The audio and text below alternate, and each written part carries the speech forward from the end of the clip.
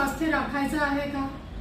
आजारी पडू नये म्हणून काय काळजी घ्यावी आणि आजार झाला तर लवकर कसा बरा व्हावा, म्हणजे आपली व्याधी प्रतिकारक क्षमता कशी वाढावी, पुन्हा पुन्हा आजारी पडू नये म्हणून काय काळजी घ्यावी, आपल्या आयुष्यामध्ये काय छोटे छोटे बदल करावे म्हणजे आपलं आयुष्य जे आहे तर ते स्वास्थ्यपूर्ण राहील.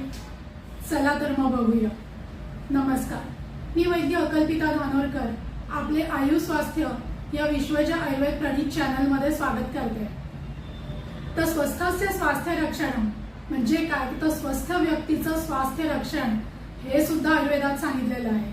बऱ्याचदा आपण बघतो की आजार झालेत, औषधं सांगितली आहेत, पंचकर्म आहेत, पथ्यापथ्य आहेत, कसं वागावं सांगितलेलं आहे. या सगळ्या गोष्टी ज्या आहेत त्या व्याधींशी निगडीत आहेत.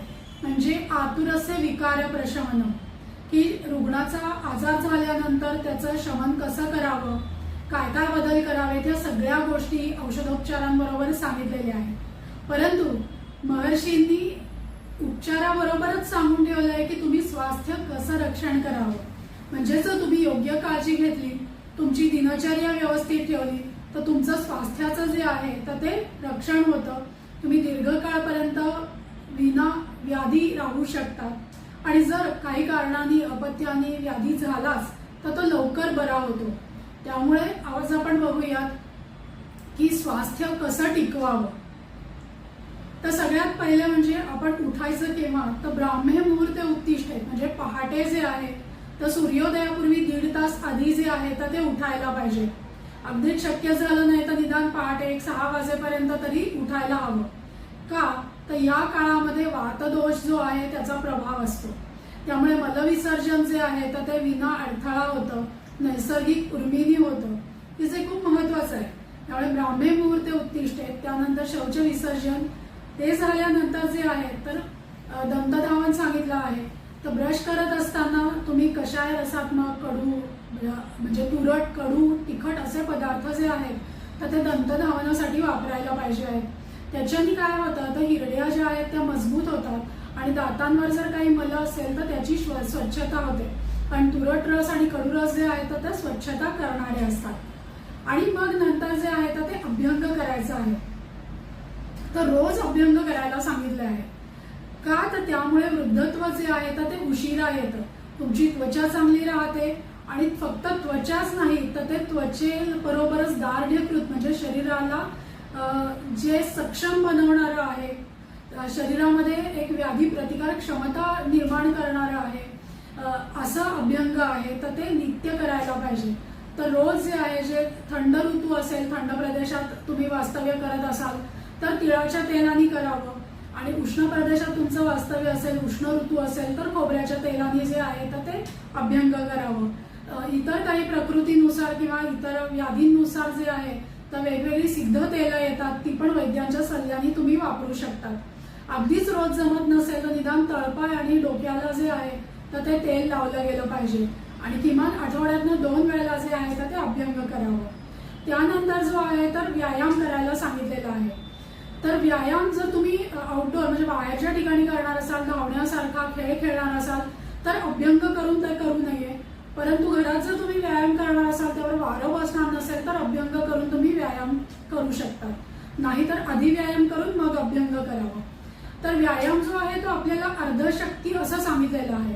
तर अर्धशक्ती कसं ओळखायचं, तर काखेमध्ये घाम यायला लागतो, कपाळाला घाम यायला लागतो आणि श्वास जो आहे तर तुमचा भरभर चालायला लागतो किंवा धाप लागायला लागते, तेव्हा समजावं की आपल्या शक्तीच्या अर्ध प्रमाणात आपला व्यायाम जो आहे तर तो झालेला आहे.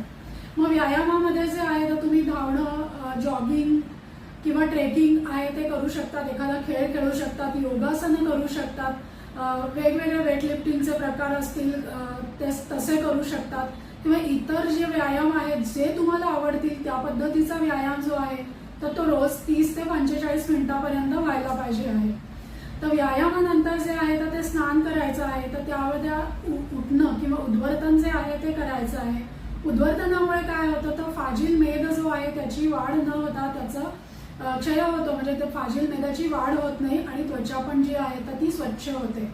तर त्यामुळे उद्वर्तन करून गरम पाण्याने आंघोळ जी आहे ती करायची आहे. डोक्यावरनं स्नान जे आहे तर ते गार पाण्याने किंवा कोमट पाण्याने जे आहे तर ते करायचंय. डोक्यावरनं गरम पाणी घेऊ नये असं त्यामुळे केसांचं आणि इंद्रियांचं जे आहे तर ते रक्षण होतं। आणि आंघोळीनंतर जे आहे तर ते तुम्ही न्याहारी जी आहे तर ती करू शकता। तर ब्रेकफास्ट जो आहे तर कोणी करायचा, जे तरुण मुलं आहेत, लहान मुलं आहेत, खेळाडू आहेत किंवा जे श्रम करणारे आहेत त्यांनी ब्रेकफास्ट किंवा न्याहारी जरूर करावी। ज्यांचं वय 45च्या पुढे आहे किंवा ज्यांची बैठी जीवनशैली आहे तर त्यांनी ब्रेकफास्ट, लंच, डिनर असं न करता ब्रंच करावं, म्हणजे ब्रेकफास्ट लंच असं एकत्र करावं आणि संध्याकाळी जेवावं, तर ते त्यांच्याकरता योग्य असतं। अर्थातच पचनशक्तीनुसार तुम्ही 3 वेळेला जेवावं किंवा 2 वेळेला जेवावं हे ठरतं। दुपारी जेवण जे आहे ते षड्रसात्मक असावं।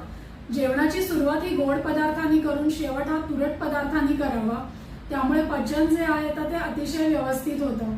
आहार जो आहे तो चौरस असावा। सगळ्या भाज्या, डाळ किंवा आमटी, पोळी आणि आलटून पालटून भाकरी जी आहे ती पण जेवणामध्ये असावी।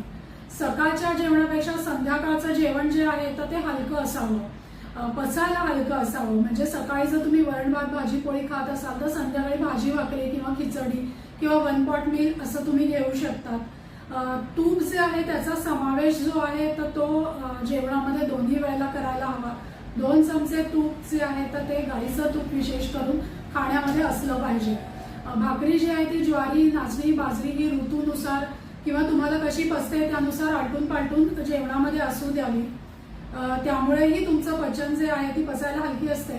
त्याला तूप लावून किंवा लोणी लावून खायचं आहे तुमच्या प्रकृतीनुसार। दुपारच्या वेळेला जे आहे जेवणानंतर झोपायला नाही सांगितलेलं आहे, त्यामुळे पचन जे आहे ती मंदावतं। ग्रीष्म ऋतू म्हणजे उन्हाळा सोडला तर इतर ऋतूमध्ये दुपारी जेवल्यानंतर झोपू नये।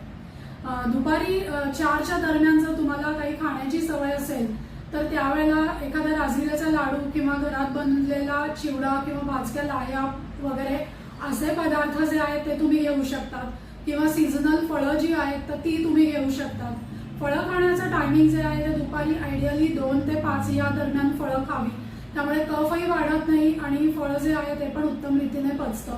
त्या सीझननुसार ती फळं जी आहेत तर ती खाल्ली गेली पाहिजे, त्याचा अतिशय उत्तम उपयोग होतो।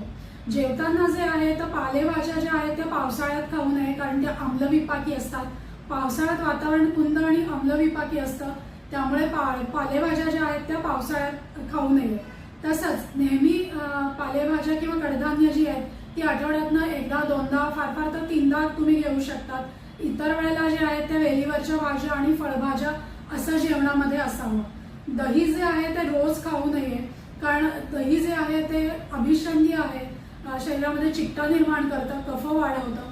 त्याऐवजी ताक जे आहे व्यवस्थित घुसळून सेंधव मीठ आणि जिरेपूड घालून ते तुम्ही रोजच्या जेवणामध्ये जे आहे तर ते घेऊ शकतात। 1 वाटी कोशिंबीर किंवा सॅलड जे आहे ते पण तुमच्या जेवणामध्ये त्याचा समावेश तुम्ही जरूर करावा। संध्याकाळच्या वेळेचा आहार मगाशी सांगितल्याप्रमाणे सकाळपेक्षा जो आहे तर तो पचायला हलका असायला पाहिजे। विशेषतः सूर्यास्ताच्या दरम्यान जे आहे तर ते जेवण व्हायला पाहिजे। अगदीच ज्यांची जॉब आहे किंवा विद्यार्थी वर्ग आहेत, त्यांच्या ट्युशन वगैरे असतात, तर त्यांना जर जमत नसेल, रात्री उशिरा जेवण होत असेल तर सूप, सार, कढण, लापशी, खिचडी, थालीपीठ किंवा भाजकं अन्न जे आहे तर ते संध्याकाळी असावं, विशेषतः ज्यांची बैठी जीवनशैली आहे त्यांच्यासाठी। त्यामुळे ते योग्य प्रकारे जे आहे तर ते पचतं। रात्रीचं जेवण आणि झोप यामध्ये 2 तासाचं कमीत कमी अंतर असायला पाहिजे। तसंच दोन्ही वेळच्या जेवणानंतर जे आहे तर ते शतपावली करावी किंवा 10 मिनिटं वॉक घ्यावा, नाहीतर वज्रासनात बसावं, त्यामुळेही पचन व्हायला मदत मिळते। रात्रीची झोप जी आहे ती सलग 6 ते 7 तास जी आहे तर ती शांतपणे व्हायला पाहिजे असते। झोप जर येत नसेल तर रात्री ध्यानधारणा करणं, ओंकार म्हणणं, इव्हन रात्रीच्या वेळेला 2 थेंब गाईचे दोन्ही नागपुडीमध्ये घालणं, म्हणजे रात्रीच्या वेळेला मर्श नस्य जे आहे तर ते करणं, याचा पण खूप चांगला फायदा जो आहे तर तो होतो। त्यांनी झोप जी आहे ती पण शांत लागते आणि मानेच्या वरचे जे अवयव आहेत त्यांचं रक्षण होतं, म्हणजे केसांची वाढ किंवा केसांचं आरोग्य, इंद्रियांचं आरोग्य, त्यासाठी रात्री झोपताना गाईच्या तुपाचं जे आहे तर ते नस्य जरूर करावं। तेलाचं जे आहे ते षडबिंदू तेल किंवा वैद्य जे सांगतील तर ती तेलं जी आहेत ती नस्यासाठी वापरायला काही हरकत नाही। ज्यांचं रात्री जागरण होतंय की नोकरीमुळे आहे किंवा विद्यार्थी वर्ग अभ्यास करतात, त्यामुळे रात्री जर त्यांचं जागरण होत असेल तर सकाळच्या वेळेला जेवणापूर्वी जितका काळ जागरण झालंय त्याच्या निम्मा वेळ झोप जी आहे तर ती त्या लोकांनी घ्यायला पाहिजे, म्हणजे त्यांचं स्वास्थ्य जे आहे तर ते चांगलं राहतं. या पद्धतीने तुम्ही तुमची दिनचर्या ठेवू शकता. तसंच वेळोवेळी जशा ऋतुचर्या सांगितल्या आहेत, म्हणजे पावसाळ्यात कसं, हिवाळ्यामध्ये, उन्हाळ्यामध्ये कुठली ऋतुचर्या ठेवावी, कसं वागावं, त्याचे जे वागण्याचे आणि खाण्यापिण्याचे नियम आहेत यानुसार जर तुम्ही तुमच्या खाण्यापिण्याच्या सवयींमध्ये बदल केला तर तरीही तुमचं आरोग्य जे आहे तर ते चांगलं राखलं जातं. तसंच वैद्यांच्या सल्ल्याने आवश्यकता असेल तर पंचकर्मांपैकी जे योग्य असेल ते कर्म करून घेऊन शरीराची शरीर शुद्धी जी आहे तर ती राखावी. आणि त्यानंतर जे आहे तर ते रसायन औषधं जी असतात की जी तुमची व्याधी प्रतिकारक क्षमता टिकवायला मदत करतात आणि सगळ्या धातूंचं पोषण करतात, अशी रसायन औषधं म्हणजे च्यवनप्राश आहे, ब्राह्म रसायन आहे, मेघ्य रसायन आहे, रसायनवटी, अशी वेगवेगळी भरपूर रसायनं जी आहेत तर त्याचं सेवन जे आहे ते वैद्यांना सल्ला घेऊन जे आहे तर ते तुम्ही करून तुमची व्याधी प्रतिकारक क्षमता जी आहे तर ती वाढवू शकता. तसंच हिवाळ्यामध्ये डिंकाचे लाडू करणं जे आहे किंवा आळीव लाडू, तिळाचे लाडू, तर यामुळे काय होतं की हाडांचं आरोग्य जे आहे तर ते अतिशय उत्तम प्रकारे राखलं जातं. त्यामुळे केसांची वाढ पण चांगली होते, केसांचं आरोग्य राखलं जातं आणि ऑस्टिओपोरोसिस जो आहे तर त्याची आपण ते जे आहे तर ते लांबवू शकतो किंवा झालेलं असेल तर ती झीज जी आहे तर ती भरून काढू शकतो. लहान मुलांना विशेष करून रोज पंचामृत जरूर द्यावं. सगळ्यांनी जे आहे तर ते 1 कपभर दूध आणि 2 चमचे गाईचं तूप जे आहे रोज तर ते सेवनामध्ये जरूर असावं. तर त्यामुळे सुद्धा तुमचं शरीराचं पोषण जे आहे तर ते खूप अतिशय उत्तम प्रकारे होतं आणि शरीराची झीज जी आहे तर ती टाळली जाते. तर या पद्धतीने हे जे छोटे छोटे बदल आहेत तर ते तुम्ही करून घेऊ शकतात आणि तुमचं स्वास्थ्य जे आहे तर ते राखू शकतात. याही वरून जर काही अपथ्य झालं आणि काही व्याधी झाला तर वैद्यांचा सल्ला जो आहे तर तो जरूर घ्या. आणि जर तुम्ही तुमचं स्वास्थ्य रक्षणासाठी हे छोटे छोटे उपाय किंवा छोटे छोटे बदल केलेत तर तो व्याधी पण जो आहे तर तुमचा लवकर बरा होतो. तर या पद्धतीने जे आहे तर तुम्ही तुमचं स्वास्थ्य जे आहे तर ते राखू शकतात. कारण आयुर्वेदाचं प्रयोजन आहे स्वस्थस्य स्वास्थ्य रक्षणम आतुरस्य विकार प्रशमनम च. नमस्कार.